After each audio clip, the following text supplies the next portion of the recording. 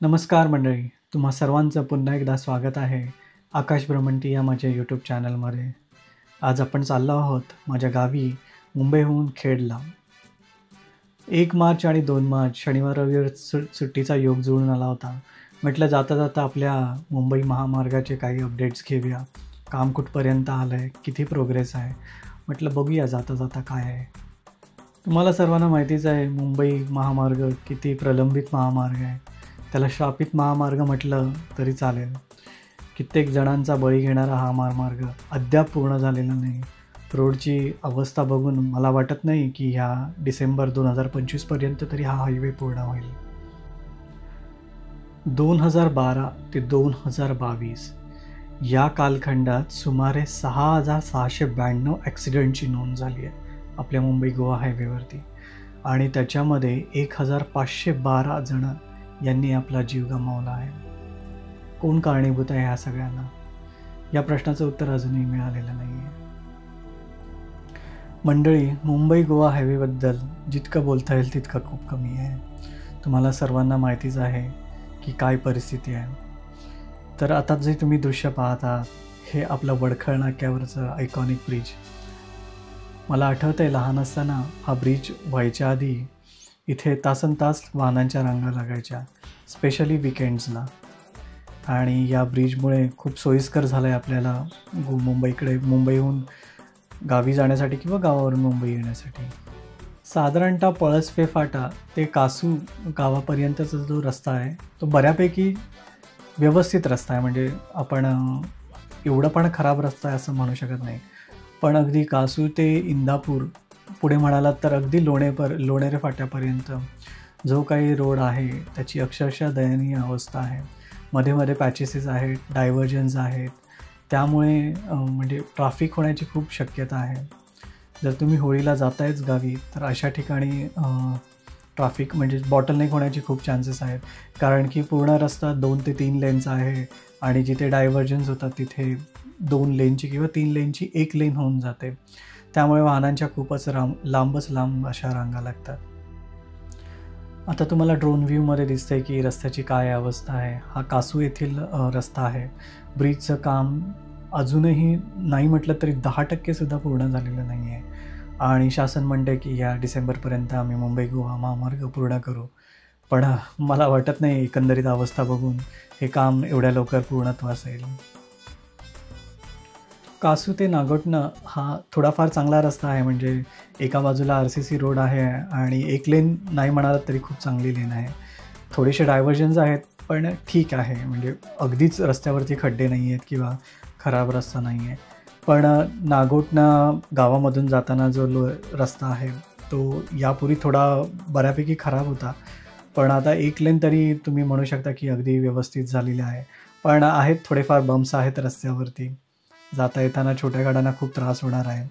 आणि इथे बोर्ड्स असे प्रॉपर नाही आहेत. आता तुम्ही बघाल की दोन्ही साईडनी जाणारी पण गाडी, मोठे व्हेकल्स लेफ्ट साईडनी जात आहेत, छोट्या गाड्या राईट साईडनी जात आहेत. यामुळे 13-14 तारखेला बऱ्यापैकी मोठा जाम लागणार आहे असं दिसून येतं आहे. कदाचित आपल्या परिवहन विभागाचे अधिकारी इथे वाहतूक आपली सुरळीत करण्यासाठी उपस्थित असेल. होप सो असावेत, तरच आपल्याला पुढचा मार्ग काढता येईल. अदरवाईज आपल्याला इथे ताटकळतच बसावं लागणार आहे.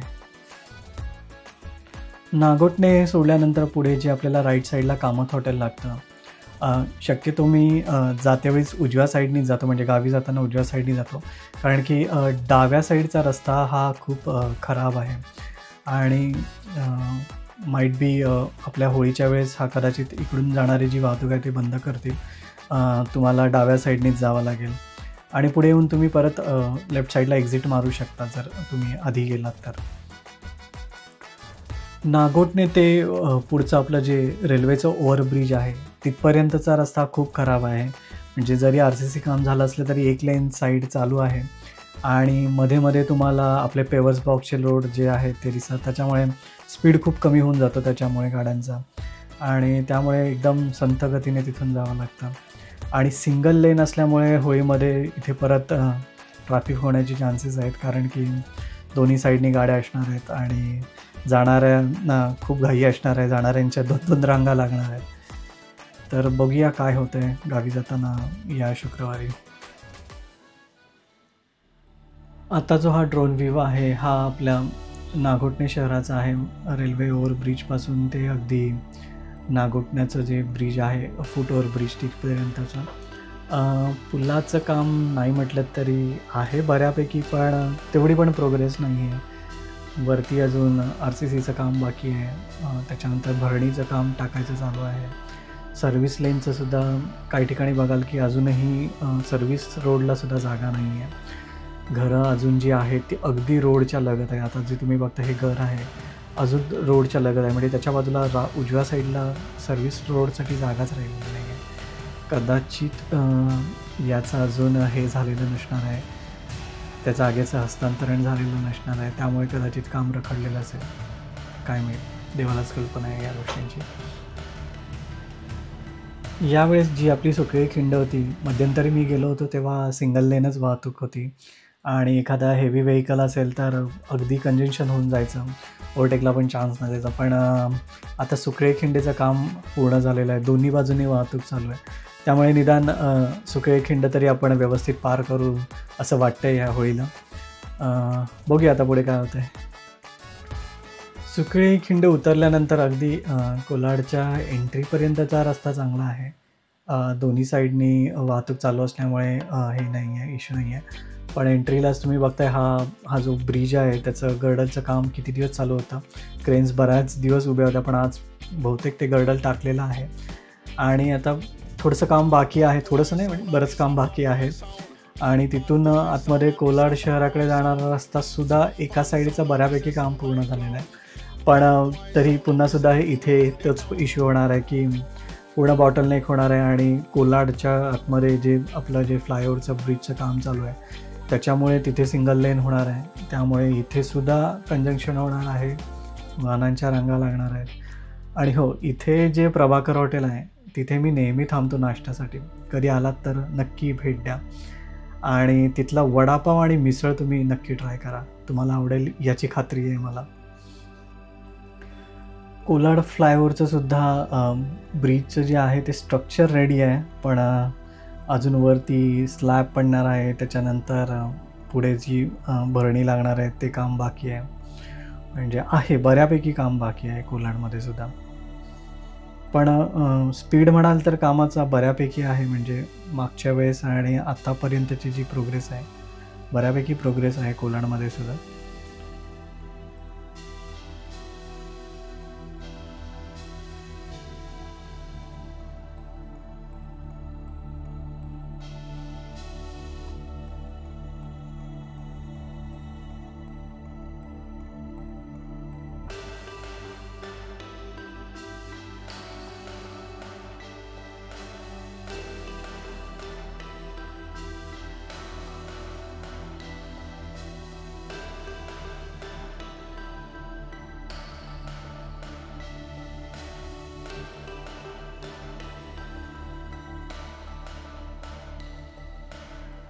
कोलाड ते इंदापूर हा सुद्धा रस्ता बऱ्यापैकी काम पूर्ण झालेलं आहे.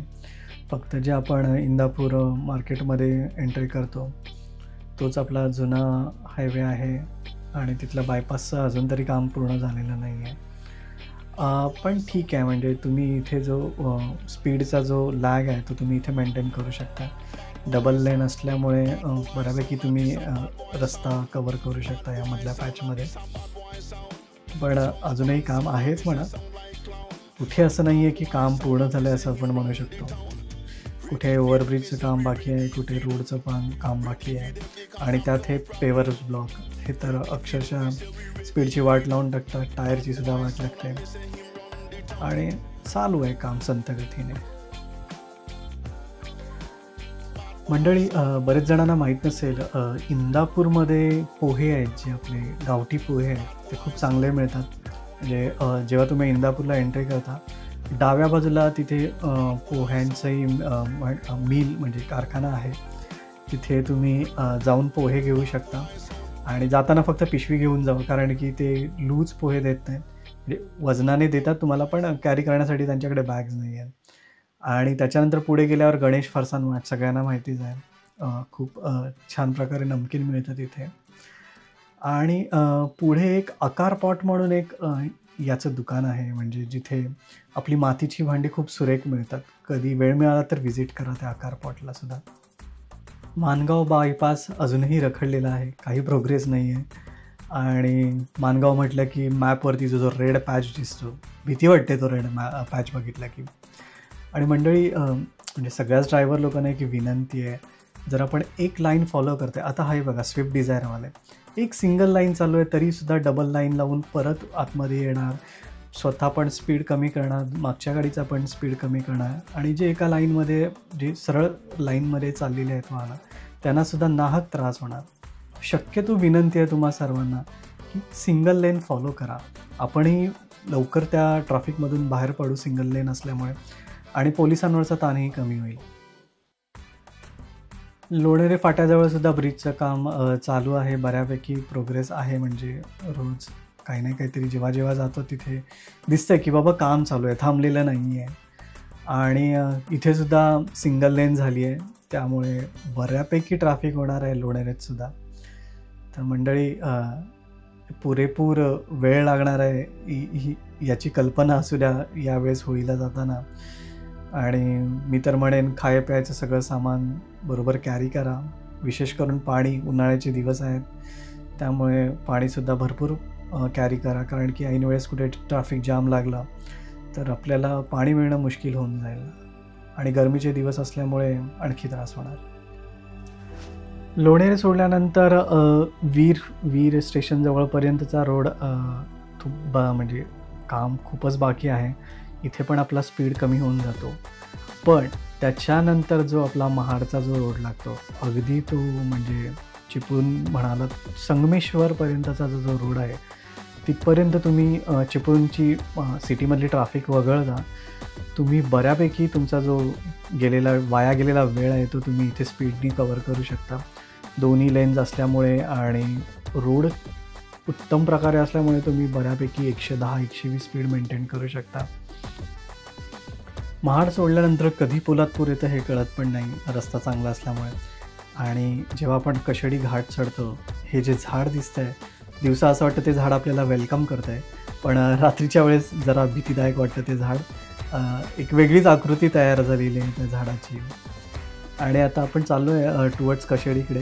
कशेडीचं आता तुम्ही बघताय उजवीकडे आपला जुना रोड आहे, आणि कशेडी बोगद्यापर्यंतचं पण बरंचसं काम बाकी आहे. रस्ता व्यवस्थित आहे, थोडेफार मध्ये स्पीड ब्रेकर्स आणि खड्डे आहेत, त्यामुळे सांभाळून रात्रीच्या वेळेस. कदाचित मला वाटते की आता सध्या कशेडी टनलचा एकच बोगदा चालू आहे, पण होळीनिमित्त कदाचित दुसरा बोगदा चालू करतील, त्यामुळे इथला जो एका बोगद्यावरचा जो ताण आहे किंवा जी ट्रॅफिक आहे ती डायव्हर्ट होण्यास मदत होईल. आणि कशेडी टनलनंतर अगदी खेडपर्यंतचा रस्ता अगदी टॉपोटॉप आहे, बऱ्यापैकी तुम्ही स्पीड मेंटेन करू शकता. अगदी आपला परशुराम घाट उतरेपर्यंत चिपळूणपर्यंत. चिपळूणमध्ये थोडीशी ट्रॅफिक स्लो होऊन जाईल, कारण की चिपळूण सिटीमध्ये थोडंसं अजून ब्रिजचं काम चालू आहे. आणि त्याच्यानंतर संगमेश्वरपर्यंत ठीक आहे, आणि संगमेश्वर ते रत्नागिरी अजूनही रोड एवढं पूर्ण झालेलं नाही, बऱ्यापैकी खराब रस्ता आहे. तर मंडळी, आता मी पोचलो आहे खेडमध्ये, आणि आजचा व्हिडिओ आणि आपल्या मुंबई गोवाचे हायवेचे अपडेट्स तुम्हाला कसे वाटले हे नक्की कमेंट्समध्ये कळवा. आणि तुम्ही जर चॅनलवरती नवीन असाल तर प्लीज सबस्क्राईब, लाईक आणि शेअर करायला विसरू नका. पुन्हा भेटूया नवीन एका ठिकाणी. तोपर्यंत धन्यवाद.